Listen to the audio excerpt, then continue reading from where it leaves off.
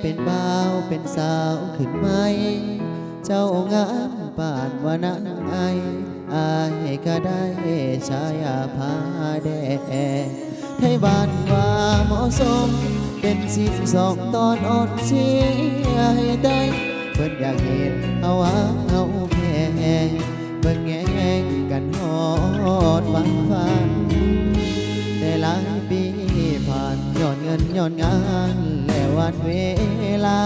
เฮ็ดให้ฮักเขาหักป่าโชคชะตาพัดพาจากกันข่าวว่าน้องนางไอมีคนบอนใครได้เข้าพาควันจนมีลูกมีเต้านำกันไอ้นั้นจำต้องเหตุใจมือบุญบังไฟ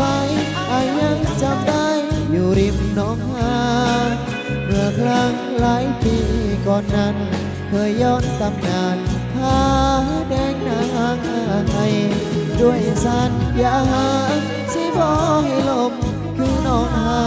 ไงอีกจักชาติพาแดงนางไอเสียกันไปก็วายสายแน่คือทอดคือเก่าแม้หักสองเฮาสิสุดทางฝันใจอายก็ยังยืนยันศาสตร์นี้นั้นบ่ได้เป็นแฟนไอ้สิจูดบังไฟแล้วพาความไปบอกพายาแทนปากผ้าแดงยังมันยังแก่นรอต่อสายแน่นนางไอ้ของอาย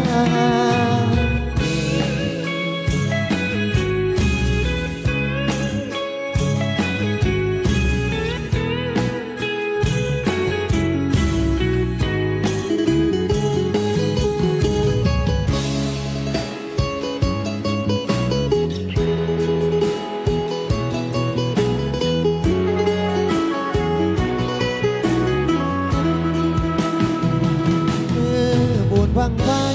อายังจำได้อยู่ริมหนองหาเมื่อครั้งหลายปีก่อนนั้นเคยย้อนตำนานพาแดงนางไอด้วยสัญญาสิบอกให้ลมคือน้องหาไงอีกจักชาติพาแดงนางไอสิหากันตายบ่ไหวสายแง่คือทอดคือเก่าแม้หักสองเฮาสิสุดทางฝันใจอายก็ยังยืนยันศาสตร์นี้นั้นบ่ได้เป็นแฟนอายสิจูดบังไฟแล้วพาความไปบอกพายาแทนปากผ้าแดงยังบานยังแก่นรอต่อสายแน่นน้ำไอ